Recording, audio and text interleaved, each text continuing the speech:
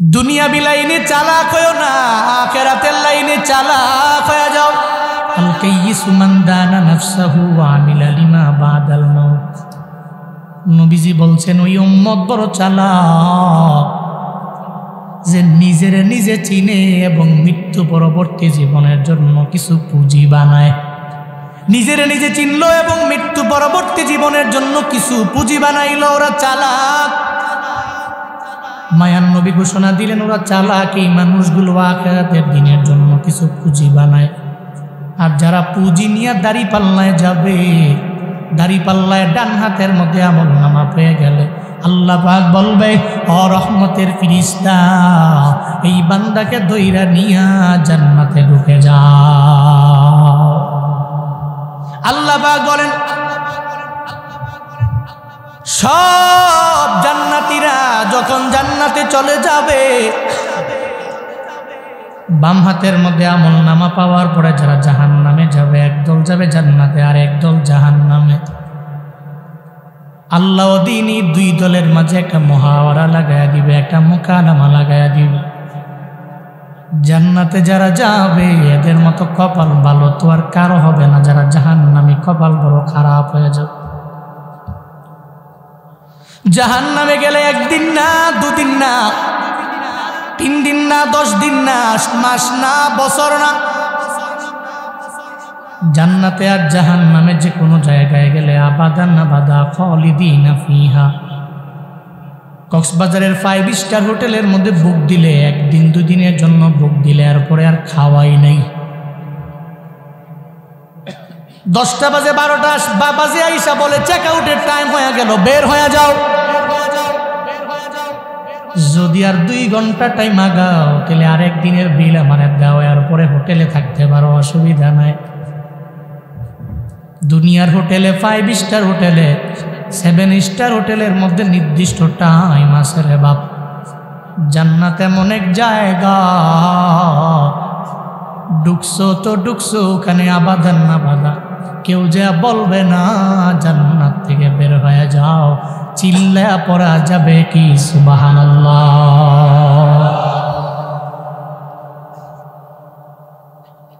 এই কক্সবাজারের উখিয়া এলাকার মুসলমানেরা, আল্লাহ পাক ওদিন জান্নাতি আর জাহান্নামীদের মধ্যে একটা মুহাওয়ারা লাগাবে। জান্নাতীদের কপাল তো বড় ভালো, কারণ জান্নাতের মধ্যে একটা মাহফিল আল্লাহ পাক করবে, আল্লাহকে দেখতেও পারবে। কিন্তু যারা জাহান্নামে যাবে জীবনে আমার আল্লাহকে দেখতে পারবে? পারবে? জান্নাতীরা জান্নাতে যাওয়ার পরে হঠাৎ করে কে যেন একটা সালাম দিবে, আসসালামু আলাইকুম ইয়া আহলাল জান্নাহ। এই জান্নাতবাসীরা সালাম নেও। এটা দেওয়ার পরে জান্নাতীরা বড় অবাক হয়ে যাবে, কে আমাদের একটা সালাম দিয়া দিল, কে আপনি? আপনার কণ্ঠ জীবনেও শুনি নাই। আল্লাহ বলবে ও জান্নাতীরা, যে জান্নাত পাওয়ার জন্য বড্ড পাগল পারা হয়ে গেছিল এতদিন, যেই জান্নাত পাওয়ার জন্য দুনিয়ায় ঠান্ডা পানি দিয়া ফজর পড়েছ, যেই জান্নাত পাওয়ার জন্য জোহর পড়লা, আসর পড়লা, মাগরিব পড়লা, এশা পড়লা,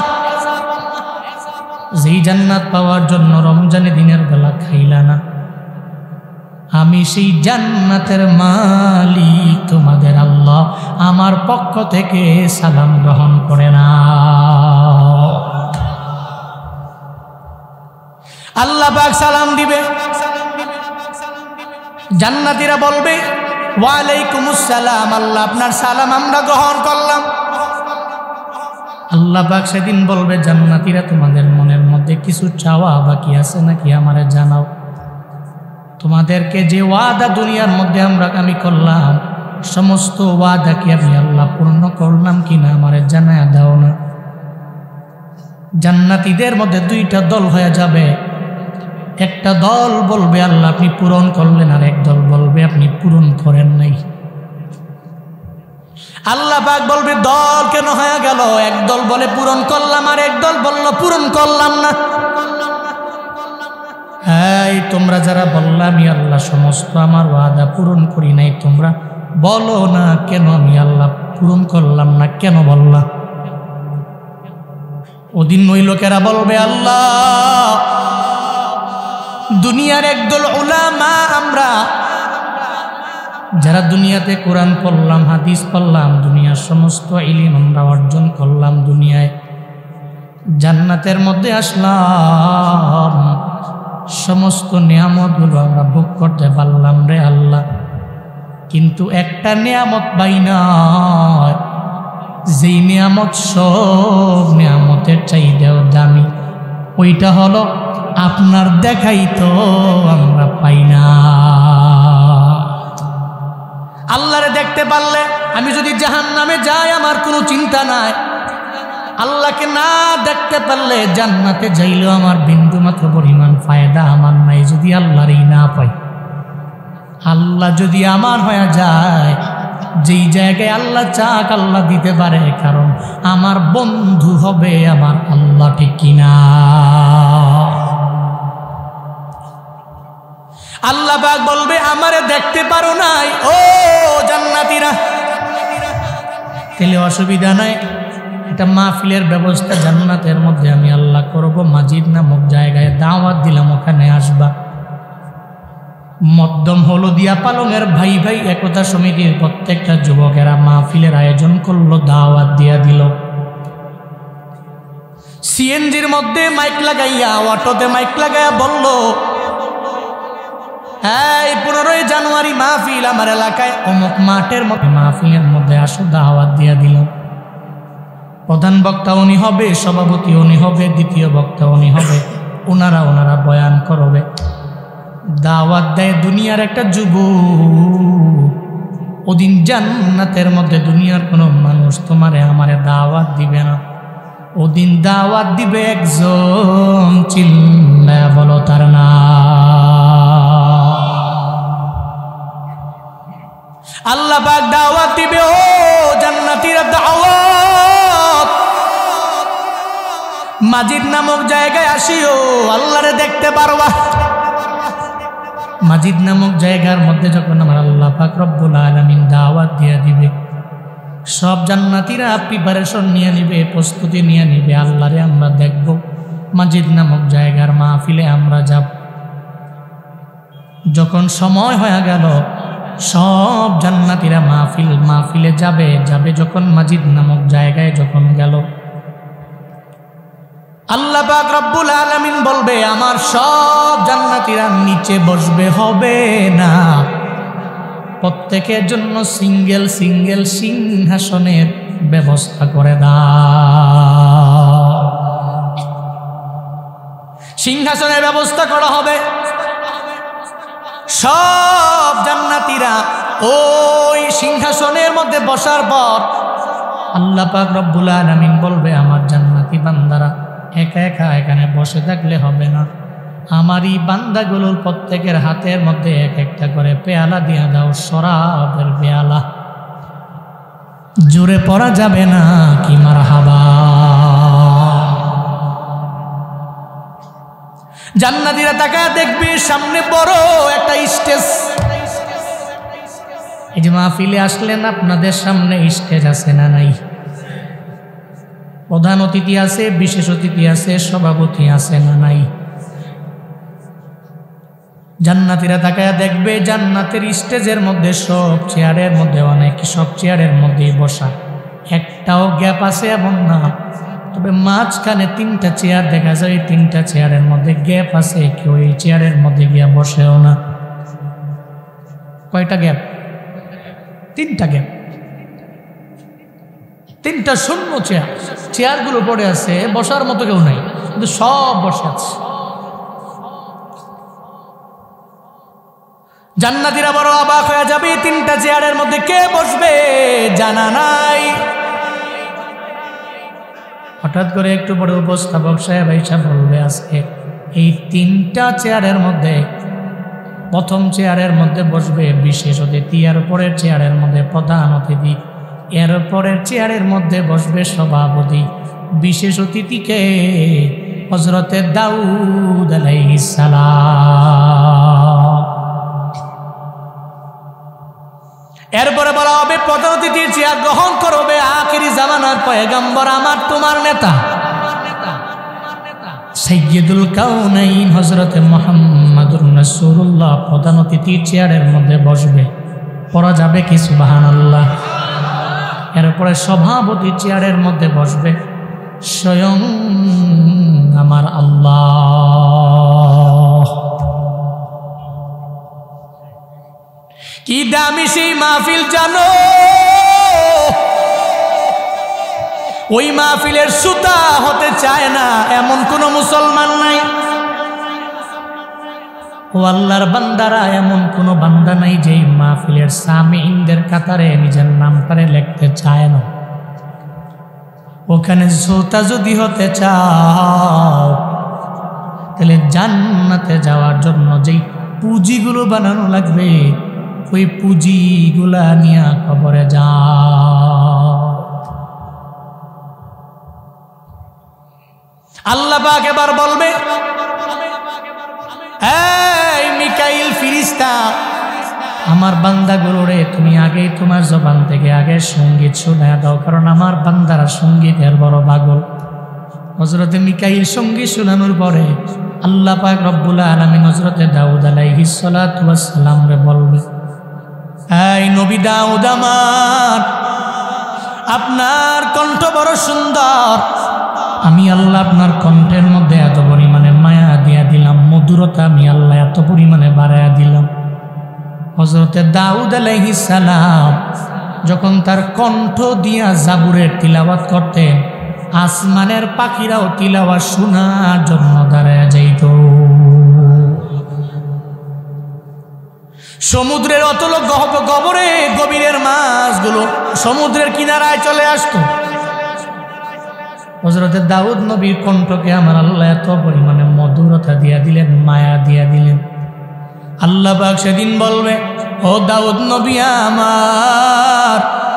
আমার এই জান্নাতি বান্দারা সারা জীবন লাগাইয়া আপনার কণ্ঠের এত গুণগান শুনলো, আজকে বসে থাকলে হবে না। আমার জান্নাতি বান্দাদের কোরআন থেকে সূরা মুলক পড়া শোনায়া দেই। কোন সূরা? সূরাতুল মুলক। সূরা মুলক পড়া শোনান আমার জান্নাতীরা শুনুন। হযরত দাউদ নবী পড়তে শুরু করবে, সুবহানাল্লাহ পড়বেন না? হযরত দাউদ নবীর পড়া যখন শেষ হয়ে যাবে, আল্লাহ পাক এরপরে বলবে, ও মায়ার নবী আমার, আপনার কণ্ঠের মধ্যে তো দুনিয়ার সব কণ্ঠের চাইতেও দামি কণ্ঠের জাদু দিয়া রাখলাম। দুনিয়ার সমস্ত কণ্ঠ যদি এক পাল্লায় দাও, আরেক পাল্লার মধ্যে যদি আমার নবীর কণ্ঠটারে দাও, কক্সবাজারের মুসলমান আওয়াজ দেও, আমার নবীর কণ্ঠের যে পাল্লা, ওই পাল্লা ভারী হবে না হালকা হবে। ওই কণ্ঠের প্রেমে পড়ে কালেমা পরে মুসলমান হয়ে গেল হযরতে ওমর। যেই কণ্ঠের মায়ার মধ্যে পড়ে কত কুফারেরা নবীর সামনে গেল নবীরে মারার জন্য, যে নবীর দরবারে যে কালেমা পয়রা পয়রা মুসলমান হয়ে গেল। কি কণ্ঠে ওনার মায়া! আবু জাহাল বলল, কে আছো? মুহাম্মদের গর্দান নিয়ে আসবা। ওমর দাঁড়ায় গেল। ওমর কয়, আমি তরবারি নিয়ে মুহাম্মদের গর্দানটাকে আমি আইনা দিতে পারবো। কয়, যাও। কি দিবা? ওই 100 উটনি তোমারে উপহার দেওয়া হবে যদি মুহাম্মদের গর্দান আনতে পারো। হযরতে ওমর কয়, আমি যাব, আমি মুহাম্মদের গর্দান তোমাদের উপহার দিয়ে দিব, তাহলে 100 উটনি আমার উপহার দিবা। হযরতে ওমর যখন তরবারি নিয়ে আমার মায়ার নবীর দেহ থেকে কল্লাটাকে আলাদা করার জন্য দৌড়ায় যায়, পথিমধ্যে যাওয়ার পরে হঠাৎ করে ওমরের বোন ফাতেমার কণ্ঠে তিলাওয়াত শুনে ব্রেক করে দাঁড়ায় যায়, যা বলে, রে ফাতেমা, এই তিলাওয়াত কার? এই তিলাওয়াত তুমি কোত্থেকে শুনেছো? আমি ওমরের জানাও, আমি বাইরে জানাই দাও। ফাতেমা কয় আমি মুহাম্মদ নবীর যেই কালেমা, ওই কালেমা পড়ে মুসলমান হয়ে গেছে। এখন আমি সেই তিলাওয়াত করি, এই তিলাওয়াত কইরে আমি বড্ড মজা পাই, এই তিলাওয়াতে এত মায়া, এই জন্য আমি সেই তিলাওয়াত করার জন্য ব্যাকুল হয়ে গেল। হযরতে ওমর ডাক দিয়া বলে, ও বোন আমার, এই তিলাওয়াত আমার শোনাও। ওই তিলাওয়াত তো শোনা যাবে না, কারণ ভাই তুমি অপবিত্র, তুমি কালেমা পড়লা না। ইন্নামাল মুশরিকুনা নাজাস, কারণ যারা মুশরিক এরা পবিত্র না, এরা অপবিত্র হয়ে যায়। একমাত্র কালেমা ছাড়া পবিত্র হওয়া যায় না, ঠিক কিনা? কালেমা পড়া ছাড়া পবিত্র হওয়া যায় না। এবার ওমরের বোন ফাতেমা বলে, এই ভাই আমার, আমার নবীর দরবারে গিয়া যদি কালেমা পড়ে মুসলমান হয়ে যেতে পারো, যদি কালেমা পড়তে পারো, কালেমা পড়লে এরপরে তুমি তিলাওয়াত মন বইরা প্রাণ কইলা শুনতে পারবা। হযরতে ওমর বলে, ফাতেমা ওই মুহাম্মদের সন্তানটা আমারে দাও না, আমি ওনার দরবারে যাব। যখন তরবারি নিয়ে ওমর দৌড়ায়, নবীর হাতে তখনও সাহাবায়ে কেরামের সংখ্যা অনেক বেশি, এমন না। আমার মায়ার নবী মাত্র 11 জন সাহাবা নিয়ে নবী বয়ান করে। কয়জন? আবার প্রকাশ্যে দাওয়াত দেয় না, গোপনে গোপনে আমার নবী দাওয়াত দেয়। গোপনে দাওয়াত দিতে লাগলেন। সাহাবায়ে কেরাম জানতে পারে ওমর যখন দৌড়ায় ওই ঘরের দিকে আসে, বুঝতে আর বাকি নেই ওমর যেহেতু হাতের মধ্যে তরবারি, এর মানে আমার মায়ার নবীর দেহ থেকে কল্লাটাকে আলাদা করার জন্য ওমর দৌড়ে। 11 জন সাহাবা আমার মায়ার নবীর ব্যাপারে বড় চিন্তায় পড়ে গেলেন, টেনশনে পড়ে গেলেন। একটা পর্যায়ে আমার মায়ার নবীরে জানায় দেয়, নবী আমার, আপনাকে যদি হারায় ফেলি তাহলে তো আমরা বড় মানিক, বড় সম্পদ দুনিয়ার মধ্যে আমরা হারায় ফেলব। ও পয়গম্বর আমার, আপনি এই জায়গা থেকে একটু গোপনে চলে যান, কারণ ওমর আপনাকে মারার জন্য এদিকে এদিকে দৌড়ায়। আমার নবী কয়, ও সাহাবায়ে কেরাম, আমার ওমরের মনে হয় মারার জন্য আসেন, কারণ গত রাতের বেলায় আমি আল্লাহর দরবারে তাহাজ্জুদের মুসল্লায় রবের দরবারে দোয়া করলাম, আল্লাহ গো, হয়তো ওমরের আমার চাই, নাইলে আবু জাহালের আমার চাই, এই দুইজনের একজনের আমার লাগবে। মুসলমান আওয়াজ দেয়, রাতের বেলা তাহাজ্জুদের মুসল্লায় নবীজি আল্লাহর দরবারে দোয়া করলো। ওই দোয়া আল্লাহ কবুল করবে কি করবে না? দুনিয়ার সমস্ত কিছু মিস হলেও বুলেট মিস হতে পারে, এই দোয়া কি মিস হতে পারে? নবীজির দোয়া, নবী যেখানেই কান্না করেছিল ওই জায়গায় তো আল্লাহ জিব্রাইল পাঠাইছে, এই কান্না করেন কেন, আমি আসি তো। 3 ছেলে হারায়া কান্না করলে নবীজি সূরা কাউসার পাঠালেন, ইন্না আতাইনা কাল কাউসার, আমি আপনাকে তো কাউসার দিয়ে দিছি। এরপরে যখন আয়াত নাজিল হয় না, নবীর মন খারাপ, ওয়াদ-দুহা ওয়াল-লাইলি ইযা সাজা মা ওয়াদ্দাআকা রাব্বুক ওয়া মা ক্বালা, আল্লাহ পাক নবীর উপর নাজিল করলেন। এর মানে নবীজি দোয়া করলে বুলেট মিস হতে পারে, কিন্তু দোয়া রবের দরবারে যাইতে মিস হতে পারে।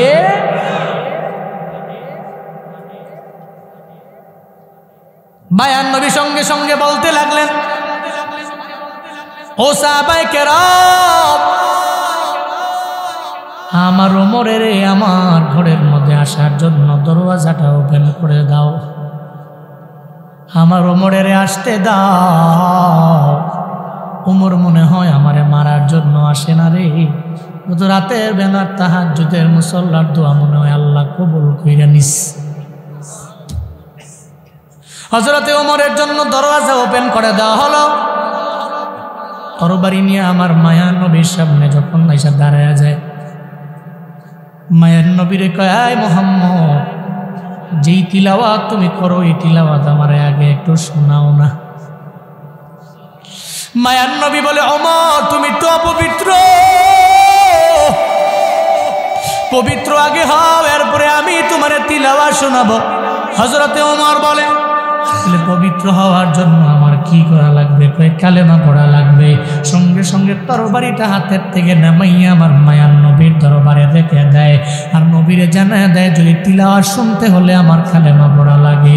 ওই আর দেরি করতে পারি না, আপনার কণ্ঠ মোবারকের তিলাওয়াত শুনলে আমার জীবন বড় ধন্য হয়ে যাবে, আমারে পড়ায়া দেন না ইলাহা ইল্লাল্লাহ মুহাম্মাদুর রাসূলুল্লাহ। কালেমার আগে যে ওমর ছিলেন জাহান্নামের কিনারায়, নবীর হাতে কালেমা পড়ে মুসলমান হইয়া ওমর উঠে গেলেন জান্নাতের মিনারায়। চিল্লায়া কি একবার পড়া যাবে মারহাবা? কি জন্য এই ঘটনা বললাম? আল্লাহ পাক সেদিন বলবে আপনার কণ্ঠে যেই পরিমাণে জাদু আছে নবী আমার, এই কণ্ঠ দিয়ে আজকে বসে থাকলে হবে না, আমার বান্দাগুলোরে আপনি আপনার কণ্ঠ দিয়া কোরআন থেকে সূরা ইয়াসিনটা পড়া শোনায়া দেন। পড়েন সুবহানাল্লাহ। এই জন্য জান্নাতের মধ্যে যে সূরাগুলো শুনবো ওই সূরা দুনিয়ায় পড়ার প্রয়োজন আছে না নাই? কিন্তু মানুষগুলো তো পড়ে না, কেমন জানি হয়ে গেল, রমজান আসলে পড়ে, রমজানের পরে পড়ে না। কপাল পোড়া মুসলমান, ঘরের মধ্যে টিভিটারে 2 বার 3 বার 4 বার 5 বার করে ডেইলি মুছে কোরআনটাকে আলমারির উপরে রেখা দেয়, 1 বছর পরে একবার কোরআনটারে ধরে। এমন কপাল পোড়া মুসলমান আমগো সমাজে আছে না না? এমন অনেক কপাল পোড়া আছে কোরআন পড়তেও পারে না,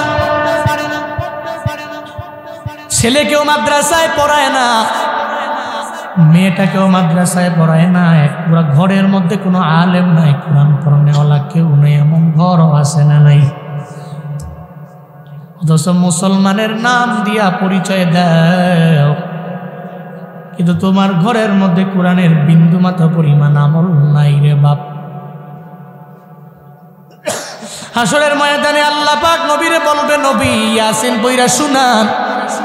নবী সূরা ইয়াসিন পইরা শোনাবে, এরপরে সবাই বলবে এখন বাকি আছে তো একমাত্র আমার আল্লাহ। আল্লাহর জবান থেকে কেন শুনবো না? আল্লাহ নিজেও তার কুদরতি জবান দিয়ে তখন শোনাবে। আর রহমান আল্লামাল কুরআন। সুবহানাল্লাহ, জোরে পড়বেন না, জোরে বলবেন না আল্লাহু আকবার। সবার কণ্ঠে শুনলাম তো আল্লাহর কণ্ঠে শুনবো? আল্লাহ নিজেই সূরা রহমান পড়ে শোনাবে। এই যে জান্নাতের এই নিয়ামতগুলো পাবে, জাহান্নামীরা পাবে। কথা বলো না কেন? জাহান্নামীরা পাবে, মাহরুম হবে, বঞ্চিত হবে, পাবে না। জান্নাতীরা বড় আফসোস করবে, জাহান্নামীরা আমাদের মতোই মানুষ, আমরা জান্নাতের মধ্যে নিয়ামত পাইলাম, এরা জান্নাতেও আসতে পারলো না, বরং এরা জাহান্নামী হয়ে গেল। জাহান্নামে তো আমার ভাই, আমার দাদা, আমার দাদি, আমার নানা, আমার আরেক ভাই তো জাহান্নামী হবে, এটাই তো বাস্তবতা, ঠিক কিনা?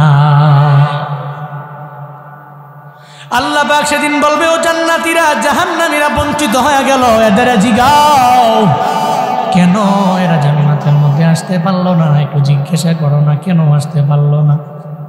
আমি রব কি এদের উপরে জুলুম করলাম, নাকি এরা এদের নফসের প্রতি জুলুম করলো? কেন আসতে পারে না? বলো না, বলো না, জাহান্নামীদের জিগাও না। সূরাত মুদ্দাসিরের 42 নম্বর আয়াত। ওদিন জান্নাতীরা জবান খুলে জাহান্নামীকে বলবে, মা সালাকাকুম ফি সাকার। এই জাহান্নামীরা কোন কারণে জান্নাতের মধ্যে আসতে পারো নাই বলো না? কিসে তোমাদের জাহান্নামের মধ্যে নিয়ে গেল? জান্নাত থেকে কেন মাহরুম হয়ে গেলা? কেন এত বড় দামি নিয়ামত থেকে বঞ্চিত হয়ে গেলা? কেন জান্নাতের মধ্যে আসতে পারলা না? আল্লাহ কি তোমাদের উপরে জুলুম করলো কিনা, নাকি তোমরাই তোমাদের নফসে আম্মারার ধোঁকার পড়িয়া নফসে জুলুম করলা, যার কারণে জান্নাতে আসতে পারলা না, জাহান্নামে হয়ে গেলা? জানায়া দাও। আল্লাহ পাক 43 নম্বর আয়াতে আমার নবীরে বয়ান কইরা শোনায়া দেয়, ওদিন জাহান্নামীরা জান্নাতীদের বলবে, কিসে আমাদেরকে জাহান্নামে নিয়ে আসলো জানোনি? ক্বালু লাম নাকু মিনাল মুসাল্লিন। জাহান্নামীরা বলবে, ও জান্নাতীরা, দুনিয়াতে আমরা নামাজি ছিলাম না, মুসল্লি ছিলাম না, নামাজের ধারে কাছে আমরা গেলাম না। যতি হুজুরে বয়ান করে, ফজরের বয়ান, জোহরের বয়ান, আসরের বয়ান, মাগরিবের বয়ান, এশার বয়ান, দেখবেন এক কান দিয়া ঢুকায় আর এক কান দিয়া বান্দা বের করে দেয়। যৌবনটা কেমন যেন হেলায় হেলায়, দুলায় দুলায়, খেলায় খেলায় চইলা যায়। যুবকরে বললে যুবক হয়, আমি বুড়া হলে এরপরে আমি নামাজ পড়বো, রোজা রাখবো, আমল করবো। বান্দা নামাজ পড়ে না, যতই হুজুরে বয়ান করে এরপরেও নামাজের ধারে কাছেও যায় না। জাহান্নামীরা আফসোস করে বলবে, দুনিয়াতে আমরা মুসল্লি ছিলাম না, যার কারণে জান্নাতে যেতে পারলাম না। এই মাটির মানুষ, আমার একটু আওয়াজ দাও, তাহলে যারা নামাজি এরা কি জান্নাতে থাকবে নাকি জাহান্নামে থাকবে? জাহান্নামীদের দোষ হলো আমরা নামাজ পড়ি নাই, মুসল্লি ছিলাম না, এ কারণে আমরা কই জাহান্নামে। এবং এই বেনামাজি হওয়ার কারণেই আমাদের নামাজ ছেড়ে দেওয়া আমাদেরকে নিয়ে আসছে কই জাহান্নামে নিয়ে আসছে। তোমরা নামাজি, তোমাদের নামাজ তোমাদেরকে জান্নাত পর্যন্ত পৌঁছায়া দিয়েছে। চিল্লে একই পড়া যাবে না সুবহানাল্লাহ? তাহলে নামাজ পড়লে নামাজটা নিয়ে যাবে কই? সবাই বলতে হবে কই নিয়ে যাবে? হ্যাঁ, এরপরেও তো বুঝি না। এলাকার মধ্যে মাহফিল কম না বেশি? কথা বলে না, কম না বেশি?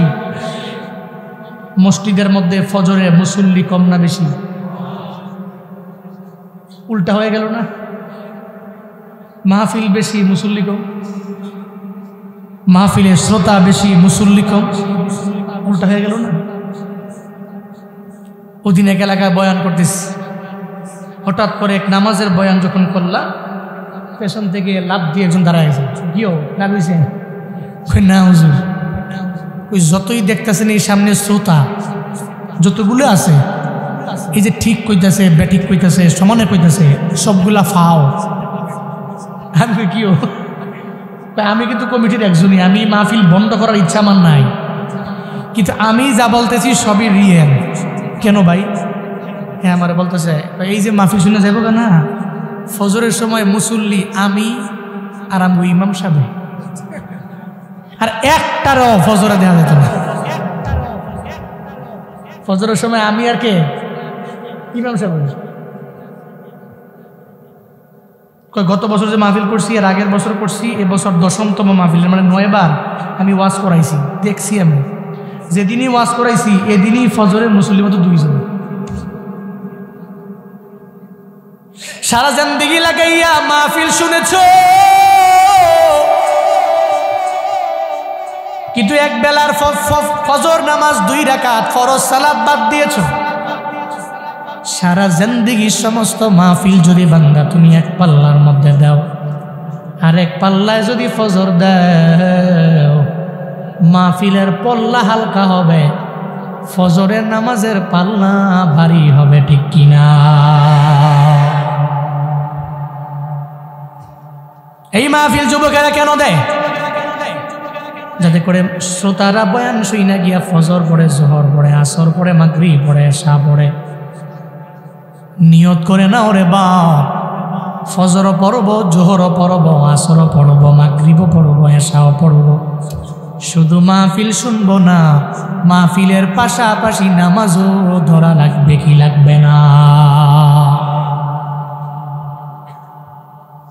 দোকানে গিয়া বসলে আপনারা যদি কে উঠছেন কে কই যান বইয়া দোকানে গিয়া বসলে আপনারা জিজ্ঞেস করলে কি নাম, কই মোহাম্মদ আব্দুল্লাহ। আরে সুবহানাল্লাহ, কি সুন্দর নাম, পরিচয় কি? ওরা নাম জানো না? বৃক্ষ তোমার নাম কি, ফলে পরিচয়। খাঁটি মুসলমান কি কয়, খাঁটি মুসলমান। কয় ফজর পড়ছেন নি? কয় না। জোহর? কয় না। আসর? কয় না। এই যে মাহফিল শুনতে আসছে, এখানে এমন শ্রোতাও আছে আজকে এক ওয়াক্ত নামাজও পড়ে না, কিন্তু মাহফিলও করব, মাহফিলও শুনবো, নামাজও পড়ব। এই যে আমাকে সাইফুল ভাই মতো, সাইফুল ভাই ভালো মানুষ, ভালো মনের মানুষ। রমাদানে এমন কোন সাহারির ওয়াক্তে, তাহাজ্জুদের ওয়াক্ত নাই সাইফুল ভাই আমার ফোন দেয় না। ভালো গুণ, ভালো গুণ। আমার পুরো পরিবারকে আমি জানিয়েছি এই ব্যাপারে। সাইফুল ভাই আমাকে তাহাজ্জুদের ওয়াক্তে ফোন দেয়, নামাজও পড়বেন, মাহফিলও শুনবেন, উলামায়ে কেরামকে মহব্বত করবেন। খালি এক পক্ষের হলে হবে, সব লাগবে, ঠিক কিনা? তাহলে আমরা শ্রোতাও হব, ফজরও পড়ব। রাজি আছি তো ইনশাআল্লাহ? রাজি আছি? কারা কারা দুহা তুলে আল্লাহকে দেখায় লিল্লাহে তাকবীর, লিল্লাহে তাকবীর। আল্লাহ আমাদের হাতগুলো কবুল করে নেন। আল্লাহ শ্রোতা হওয়ার পাশাপাশি নামাজি হওয়ার তৌফিক দান করেন। আপনাদের এলাকায় হিন্দু আছে না নাই? আছে। এই হিন্দু যেই মুদি দোকান থেকে বাজার করে, ওই বাজারে আপনারা যান না? ওই দোকান থেকে বাজার করেন না? করেন না? হিন্দু দেখবেন মাঝে মাঝে পাঞ্জাবে পড়ে কি পড়ে না? আবার মাঝে মাঝে দেখবেন হিন্দু গরু গোস্ত খায়,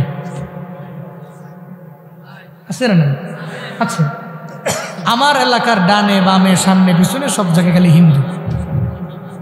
এদের আখড়ায় যখন ওই যে মাঝে মাঝে কীর্তন চলে না, উলু উলু দেয় যে, মাঝে মাঝে আমার বাসায় গেলে ঘুমাইতে পারি না, ওই সাউন্ড দেয়। একদিন আমি ওয়াজের উদ্দেশ্যে আমাদের বাজার পার হব, হঠাৎ করে এক হিন্দু আমার গাড়ি ব্রেক, হুজুর কই যান? আমি কি মাহফিলে যাই। মাঝে মাঝে কি আম করে নেওয়া যায় না? কি কয়? হিন্দু। আমি বললাম যে আপনি অপবিত্র, আমাদের এই জায়গাগুলো পবিত্র, এই মঞ্চ এই জায়গা অপবিত্র। কয় না, কাপড় চোপড় তো ভালোই আছে, ধুইয়ালাইছি আলাইহিম। দুনিয়াতে এদের কোনো ভয় নাই, আখেরাতেও চিন্তা নেই, কারণ বন্ধুকে। কিন্তু দুনিয়ার মানুষের গুণ কীর্তন করলে লাভ হয় 5 বছরের, আর না হয় 10 বছরের, আর না হয় মাইরা মুইরা পিঠে কোথায় কোথায় মানুষকে জিন্দান খানায় ঢুকায়, বাড়ির ওপরে হামলা করে, মামলা করে, অন্যায়ের সর্বোচ্চ লেভেলে নিজেকে পৌঁছিয়ে জুলুম করে, নির্যাতন করে।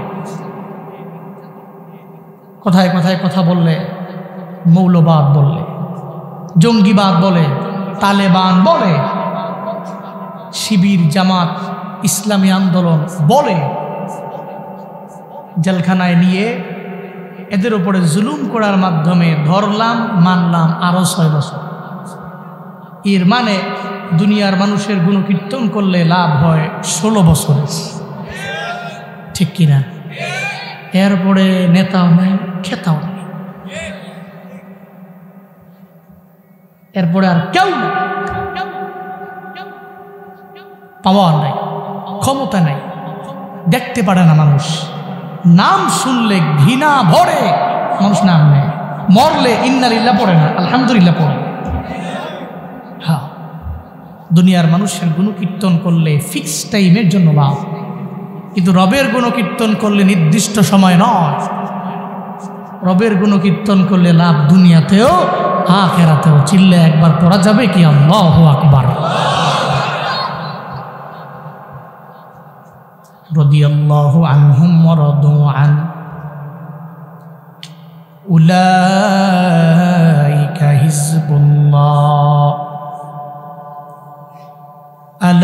ইন্না হিজবাল্লাহি হুমুল মুফলিহুন।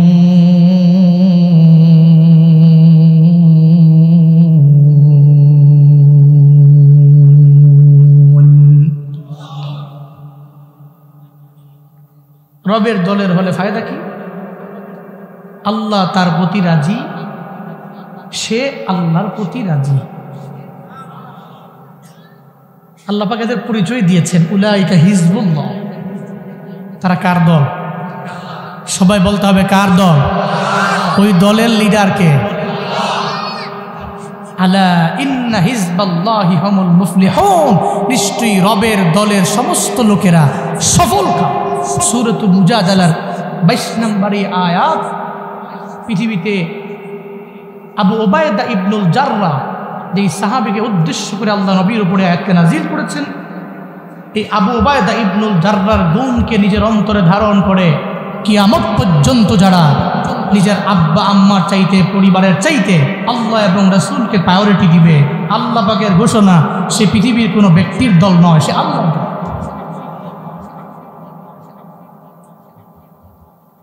কারণ উলাইকা কাতাবা ফি কুলুবিহিমুল ঈমান ওয়া আইয়াদাহুম বিরূহিম মিন। আল্লাহ পাক ওই আয়াতেই বলেছেন, কারণ তাদের অন্তরের মধ্যে ঈমানটাকে আল্লাহ পাক স্বয়ং নিজেই লিপিবদ্ধ করে দিয়েছেন।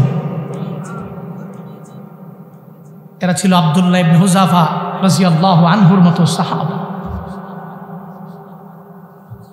ঈমান যাদের এত মজবুত ছিল, পৃথিবীর কোনো অপশক্তির কাছে যারা মাথা নত করে নেই। আল্লাহ আমাদের সব ভাইকে মৃত্যু পর্যন্ত ওনার শাকিরিন বান্দাদের অন্তর্ভুক্ত বানায় রাখেন। সকলেই পড়ি আমিন। আল্লাহকে খুশি করে, আল্লাহকে রাজি করে, আল্লাহকে সন্তুষ্ট করে কবরে যাওয়ার তৌফিক দান করেন। আরো জোরে চিল্লায় পড়তে হবে আল্লাহুম্মা আমিন। আপনারা কি রাগ করছেন না কষ্ট পাচ্ছেন? সকলে একটু সজাগ থাকতে হবে। আর মাহফিল থেকে উঠাউঠি করা যাবে না। জিম মাইরা সাপ দিয়া বসে থাকা লাগবে। কারণ আসছেন আপনার ইচ্ছায়, যাইতে হবে এখন আমার ইচ্ছায়। বুঝেন নাই? আইসেন আপনার, উনি উঠছে কেন? মনে করছে অন্য হুজুর, মনে করছে তো দুর্বল হুজুর। কত চোখ টোক বন্ধ করে দিয়া কথা কয়ে যাবো গা হুজুরে। বইয়েন সাফা মেরা ঘুম আসলে একজনের শোয়ালাম, হেরে কুল বালিশ বানান, পরে ঘুমান গেল। মাগার উঠা যাবে না। পারবেন তো ইনশাআল্লাহ? দোয়া দিয়ে এরপর বাড়ি যায়, বলি ইনশাআল্লাহ। আপনারা যাবেন কাছে, আমি যাব দূরে, তারা আমার বেশি আপনার নয়। একটু বসেন, দোয়া দিয়া বাড়ি যায়। আল্লাহ তৌফিক দান করেন। আরো জোরে পড়ে না আমিন। আমি খুতবায় সূরাত মুদ্দাসসিরের 42 থেকে নিয়ে 47 নম্বর আয়াত পর্যন্ত তিলাওয়াত করেছি। কোন সূরা? মুদ্দাসসির। কোন সূরা? সবাই বলতে হবে কোন সূরা? মুদ্দাসসির। বস্ত্রাচ্ছাদিত। মুদ্দাসসির মানে হচ্ছে বস্ত্রাচ্ছাদিত। এই যে বস্ত্র পরে আছে, কাপড় পরে আছে, এরকম নবী বস্ত্র পরেছিলেন। আল্লাহ পাক নবীকে ডাক দিয়েছেন প্রথম আয়াতে, ইয়া আইয়ুহাল মুদ্দাসসির, হাই বস্ত্রাচ্ছাদিত নবী। ওই মুদ্দাসসিরের উপর ডিপেন্ড করেই পুরা সূরাটার নামই হয়েছে সূরা মুদ্দাসসির। কুম ফাআনজির, দণ্ডায়মান হন, অতঃপর সতর্কের বাণীগুলো মানুষকে শোনা। রাব্বাকা ফাকাব্বির, আপনার রবকে সবার সামনে বড় বলেন। ওয়া সিয়াবাকা ফাতাহহির, পোশাক পরিচ্ছদ পবিত্র করেন। কে বলছেন? কে বলছেন? সূরা মুদ্দাসসিরের 42 থেকে 47 নম্বর যে আয়াতে কারিমা, এই আয়াতে কারিমার ভিতরে আল্লাহ পাক রব্বুল আলামিন জান্নাতি এবং জাহান্নামীদের একটা মুহাওয়ারা, একটা মুকালামা, ডায়ালগ, কথোপকথন, এটা আছে না নাই? যারা পরীক্ষা দেয় ইংলিশে অথবা আরবি সাহিত্যে পরীক্ষা যারা দেয়, ডায়লগ আছে না নাই? আরবিতে মুহাওয়ারা আছে না নাই? বলা হয় যে ছাত্র এবং উস্তাদের মধ্যকার একটা হিওয়ার, একটা ডায়লগ লেখো ছাত্র এবং উস্তাদের মাঝে, অথবা তুমি এবং একটা লাইব্রেরিয়ান, ওই লাইব্রেরিয়ান এবং তুমি দুইজনের মধ্যকার একটা হেওয়ার লেখো, অথবা সফরে যাওয়ার বিষয়ে দুই বন্ধু সফরের প্ল্যান নিয়ে একটা ডায়লগ লেখো। এরকম প্রশ্নপত্র আছে। এই যে মুহাওয়ারা, এই যে মুকালামা, এই যে ডায়লগ, এই যে কথোপকথন আল্লাহ পাক রব্বুল আলামিন জান্নাতি এবং জাহান্নামীদের মধ্যকার লাগাবে, এটা আল্লাহ আগেই ফাঁস করে দিয়েছেন। সুবহানাল্লাহ, জোরে পড়বেন না? জান্নাতে যেতে হলে কি কাজ করা লাগবে? জাহান্নামে যাব কোন কাজের কারণে, এ বিষয়ে আল্লাহ কি কোরআনের মধ্যে ফাঁস করে দেন নাই? কথা বলে না কেন? ফাঁস করেন নাই? কোনটা গোপন রাখছেন বলেন? কোনটা গোপন রাখছেন? সব তো ফাঁস। আল্লাহ পরীক্ষা নিবেন, ওই বিষয়েও আল্লাহ জানায় দিয়েছেন, বলে নাবলুয়ান্নাকুম বিশাইইম মিনাল খাউফ ওয়াল জু' ওয়া নাকসিম মিনাল আমওয়াল ওয়াল আনফুস ওয়াস সামারাত। সুবহানাল্লাহ পড়বেন না? ওখানেও ফাঁস করে দিয়েছেন আগে, হ্যাঁ পরীক্ষা তো করবো, তবে হ্যাঁ চিন্তা করিস না আবার পরীক্ষা সাহাবীদের মতো করবো না, তাবিঈনদের মতো করবো না। আশাদ্দুন নাস বালা আল আম্বিয়া সুম্মাল আমসাল ফাল আমসাল। নবীজি বলছেন নবীদের যেই পরীক্ষা ওটা সাহাবীদের মতো না, নবীদেরটা নবীদের, সাহাবীদেরটা সাহাবীদের মতো, তাবিঈনদের মতো। একটা ঈমান যার যত মজবুত, যতটুকু আছে আল্লাহ পাক ওই হিসাবেই বান্দাকে ভয়। এরপরে অনাকসিম মিনাল আমওয়াল, মালের কমতি, নিজেদের মধ্যকার কোনো ব্যক্তিকে নিয়ে যে অথবা কোনো বড় ধরনের রোগ দিয়ে, ফল ফলাদি ফসলাদি কমায়া দিয়া আল্লাহ পাক পরীক্ষা করবে। এ বিষয়কে আল্লাহ ফাঁস করে দেন নাই? এক কথায় সব ফাঁস করা। কিন্তু আমরা ফাঁস করার পরেও কেন যেন এমনভাবে চলি যে মনে হয় রবের দরবারে যাওয়াই লাগবে না। মনে হয় যে রবের দরবারে যাওয়াই লাগবে। দিন শেষে একটু বালিশের সঙ্গে মাথাটা লাগায় চিন্তা করেন তো, মরা লাগবে কি লাগবে না? এখানে মারা যাবেন না কে আছেন? হ্যাঁ, ওই যে যুবকেরা একটা ছেলে আছে না যে ফেসবুকে বলে এটাই বাস্তব, হা হা হা, এবং এটাই বাস্তবতা, এটাই বাস্তবতা। মরতে হবে, চলে যেতে হবে, থাকা যাবে না। হাসরের ময়দান কায়েম হবে, দুটা দল হবে, আবরার ফুজ্জার। আবরাররা জান্নাতি, ফুজ্জাররা জাহান্নামী। ইন্নাল আবরার লাফি নাঈম ওয়া ইন্নাল ফুজ্জার লাফি জাহিম। আল্লাহ পাক বলেন যারা নেক আমল করনেওয়ালা হবে ওই বান্দাগুলোরে আমি আল্লাহ বড় মায়া করে জান্নাতের মধ্যে ঢুকায়া দিব। যারা নেক আমল করে না বরং ফুজ্জার হয়ে যায়, এরা জান্নাতে যেতে পারবে না। এদের ঠিকানা হবে জাহিম, জাহান্নাম। একমাত্র যারা আবরার এদেরকে আল্লাহ পাক মায়া করে জান্নাতের মধ্যে ঢুকায়া দিবে, ফুজ্জাররা জান্নাতে যেতে পারবে না। মিজানের দাড়ি পাল্লায় ডান হাতের মধ্যে আমল নামা যেই বান্দা পেয়ে যাবে ও তো পুলসিরাত পার হয়ে রবের জান্নাতে চলে যাবে। ওর মতো কপাল ভালো ওই পৃথিবীর মধ্যে আর কারো হবে না যে পুলসিরাত পার হয়ে রবের জান্নাতে যেতে পারে। উনি তো বড় সফল কাম, ডান হাতে আমল নামা নিয়া যেই ব্যক্তি জান্নাতে যায়, ঠিক কিনা? দুনিয়াতে তো সফল কাম মনে করলাম লক্ষ টাকার মালিক যে বানাইতে পারল, নিজেকে কোটিপতি বানাইতে পারলো যেই বান্দা, ওরে মনে করলাম বড় দামি, বড় চালাক। কিন্তু হাসরের ময়দানে টাকার মালিক যিনি, উনি সফল কাম না। মিজানের দাড়ি পাল্লায় ডান হাতে যে আমল নামা পেয়ে যায়, পুলসেরাটা পার হয়ে জান্নাতের দিকে যেই বান্দা দৌড়ায়া যায়, ওর মতো সফল কাম কেউ হতে পারে না, ঠিক কিনা?